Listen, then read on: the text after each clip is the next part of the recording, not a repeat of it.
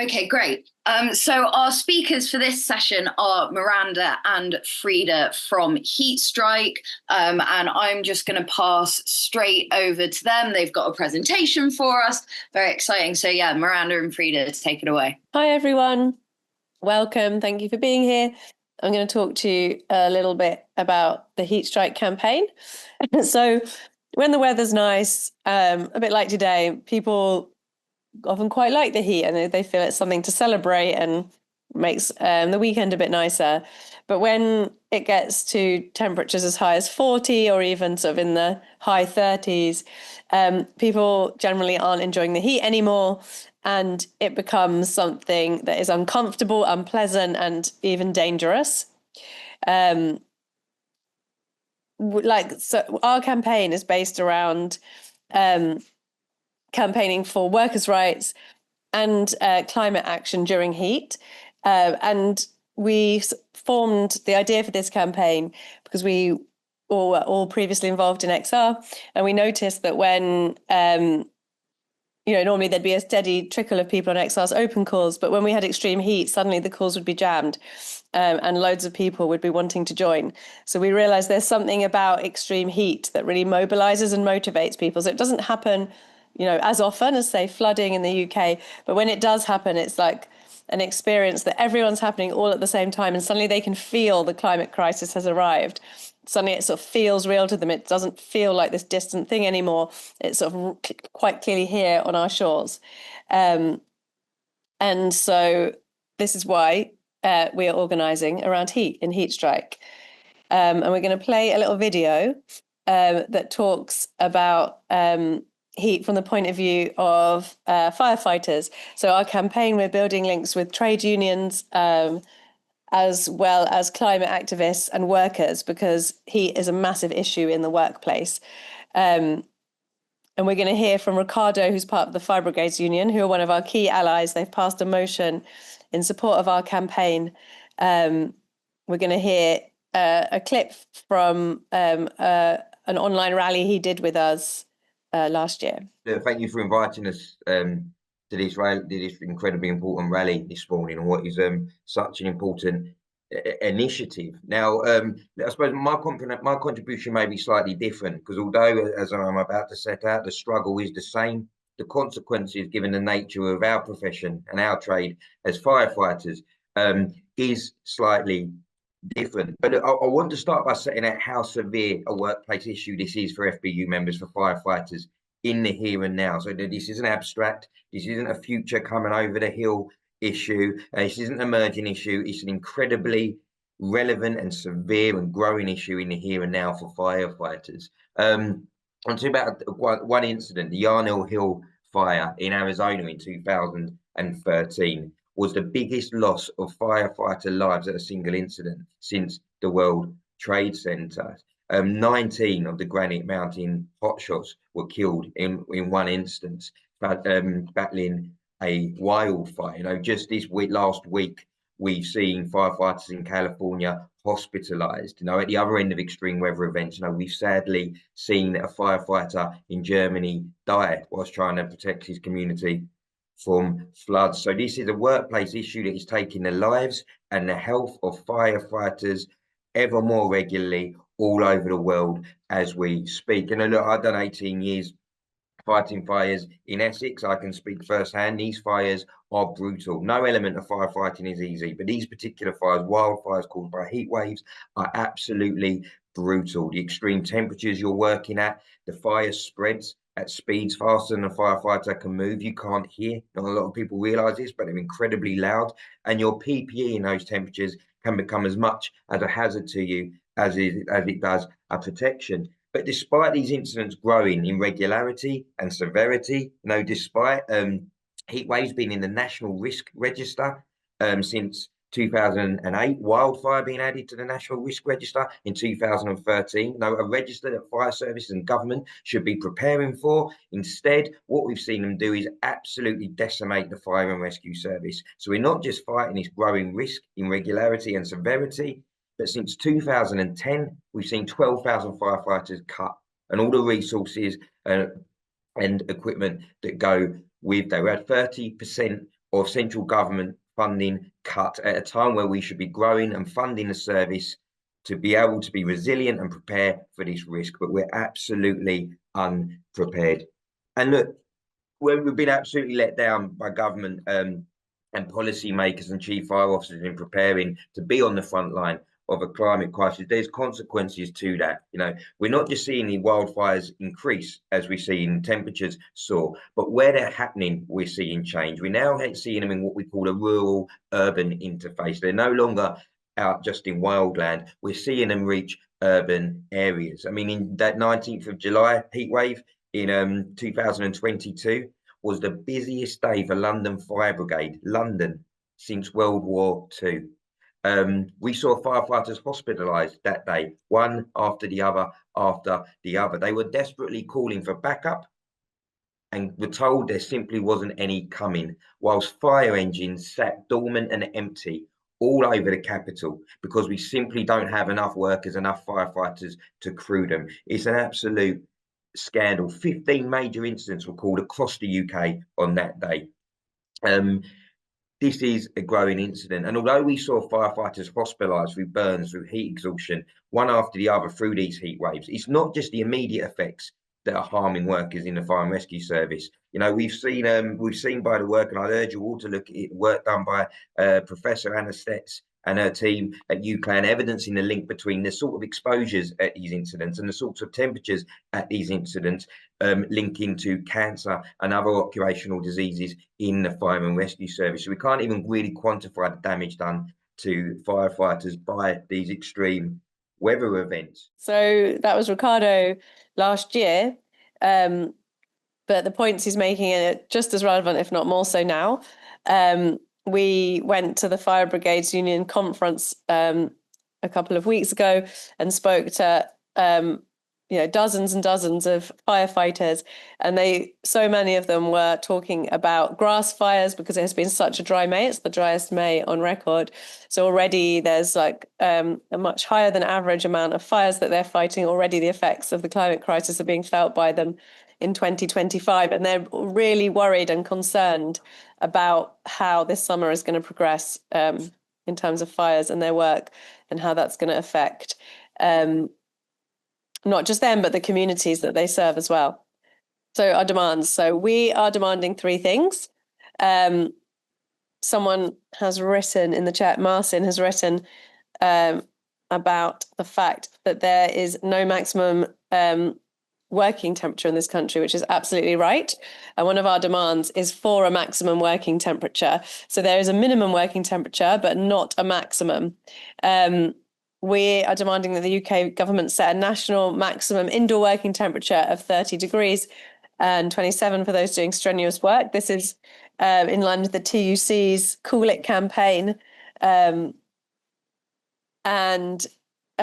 second demand goes along with it. So we're also demanding a heatwave furlough scheme. So if workers are prevented from working due to heat, they don't lose out on pay, and their wages are protected.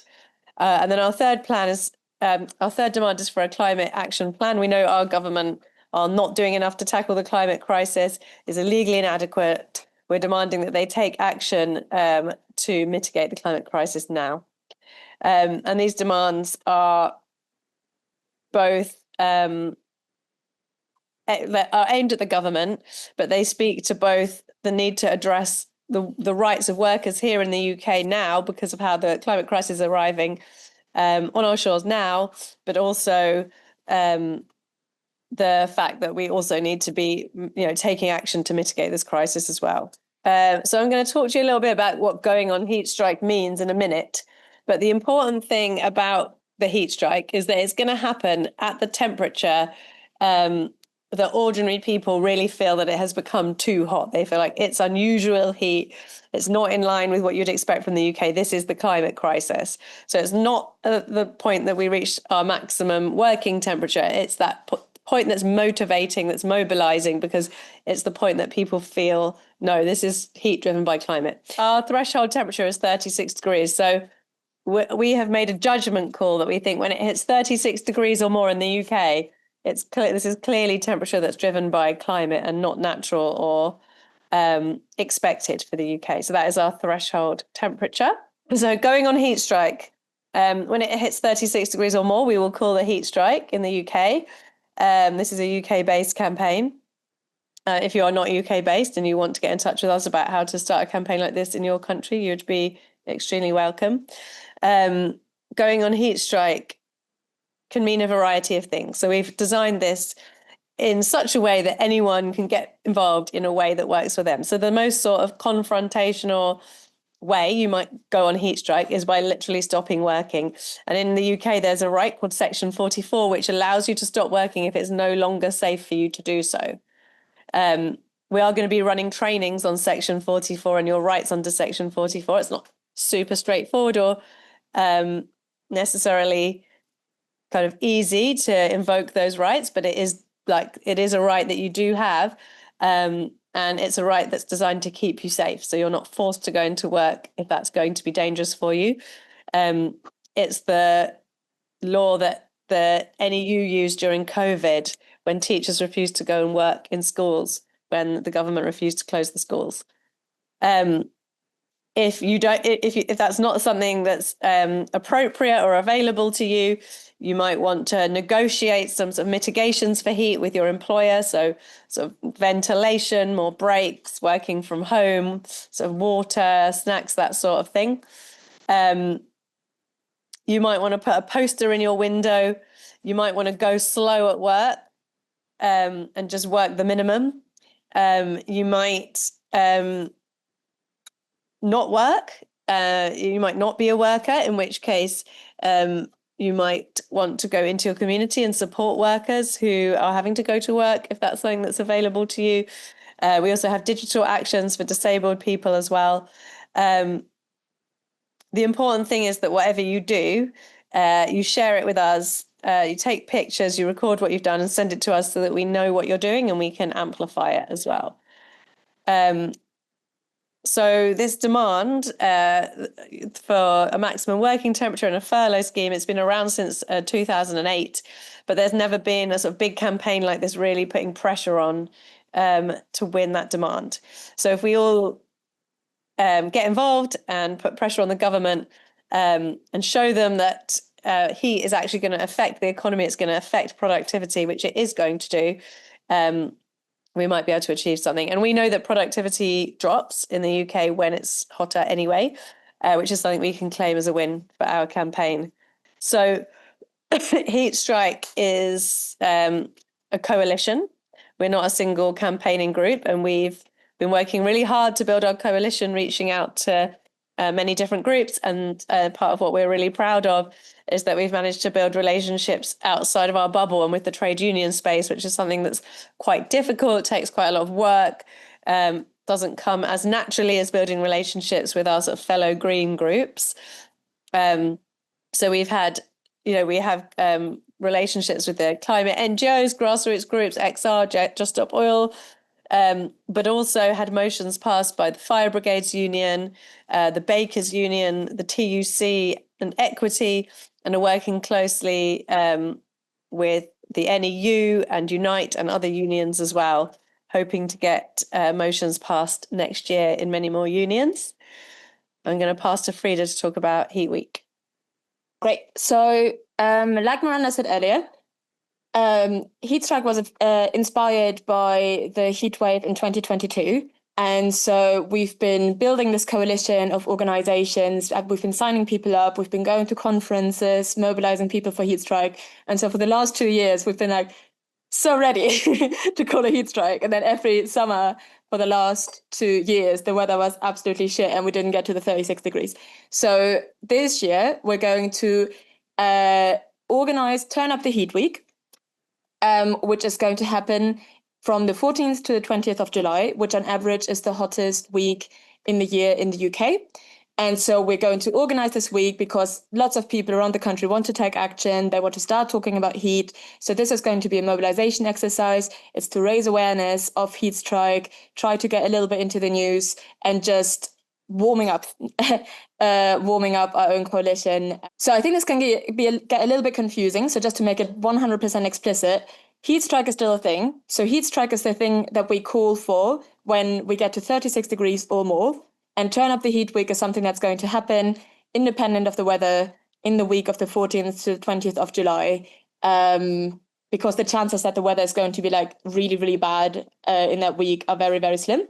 And it may not get to 36 degrees, and that's fine. We're not, as long as it's like moderately warm, people are generally like very open to speaking about heat at the workplace or in their homes. So there are different themes on the different days during heat week.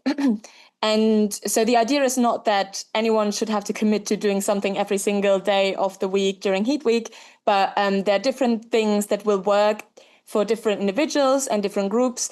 And so as I just briefly run you through these now, maybe have a think about if you are part of any groups that could take part in one of those themed days. So we're often asked, what if I'm not a worker? What if I can't leave home? So as Miranda said earlier, that's why it's always really important to us to offer some kind of digital actions that people can take. So on Meltdown Monday, just to kick off the week of action, we're going to take a digital action, probably pressurizing government to introduce a work temperature and just contacting MPs, that classic stuff that we do a lot and love. Then on Tipping Point Tuesday, we're going to organize banner drops. And the idea is to organize these banner drops in a place, ideally, where either like you can see that it's hot. I guess ideally you'd have like a blue sky or something, or a place where people are already affected by the heat and it's visible. So the example I put you on the slide is the London Tube, because everyone knows the London Tube is absolutely unbearable when it gets hot, but there are loads of other places that are really affected by heat. So this is a good thing to think about within your local community. What could be a place for a good banner drop? Then on Workers' Wednesday, people around the country are going to organize lunchtime walkouts. So this is especially relevant to people who are unionized. So the idea is to just go out of the workplace during lunch hour, maybe hold up a banner or something, do a photo op, do outreach to other people at the workplace, do a bit of leafleting and speak about heat strike and what it means for people when their workplace gets too hot. Then on Thermometer Thursday, again, this is more relevant to people who do organizing around their workplace, especially any health and safety reps that may be on the call. The idea is to bring thermometers into our workplaces and take pictures of thermometers to show how hot it gets in some workplaces in the UK. Miranda has mentioned some of this already beforehand. When you speak to people who work in like restaurants, people who work in like baking kind of places, people who work in classrooms, there's so many different places that really, really regularly get too hot. And so this is just a way of visualizing how hot it is in some of the UK's workplaces. Then on Friday, we're going to take our demands to Parliament and organise a little rally, hopefully with the help from the Fire Brigades Union, hoping for the fire engine. We don't know yet if we're going to get the fire engine, so cross your fingers with us, but there will be some kind of rally. And then on the weekend, we invite everyone to bring heat strike into their communities and organize cool stations. So some of you might know warm hubs, is that what they're called? Warm hubs, yeah. Like in the winter when it gets really cold and some people can't afford to heat their homes. Certain institutions like churches or libraries start to function as warm hubs where people can go just to be warm. And so this is the equivalent, the summer equivalent. So the idea is to provide a shady space and a shaded space, hand out water, hand out ice lollies. We've got really cool leaflets that you can sort of fold together to make fans. And then people are normally very open to speaking to you because you just gave them something for free. And then you can have a conversation with them about heat and heat strike and how heat affects them. And having done a bit of that outreach in the past, people are it's a really, really great conversation starter because everyone has some kind of experience with heat. And so it's a bit easier than trying to like get straight in there and be like, tell me what you think about the climate crisis. So yeah, that's what we're going to be doing on the weekend. Cool. So I should have said that at the start. Please take out your phones now, if you have phones. There's going to be a next step here. What do I want to say? Basically, you might be wondering now, how am I going to find out when we call for a heat strike? Am I going to get more materials about Heat Week? And so we have some WhatsApp broadcast channels, so you can just join them. We don't send out loads of messages on there, so don't worry about being spammed. The idea is just to have everyone on these WhatsApp broadcasts. And so when we want to call heat strike and give the signal to strike, everyone can see it as easily as possible. So scan the QR code, or if you're not into scanning QR codes, you can just type heatstrike.uk into your browser, and then you can just sign up very quickly, very easily there, and it'll send you to your regionally specific WhatsApp broadcast. So this is, to be honest, not massively relevant to people who are not in the UK. But if you are in the UK, you will then be sent to the broadcast that applies to whatever region you're in, whether that is, north of England, Scotland, whatever.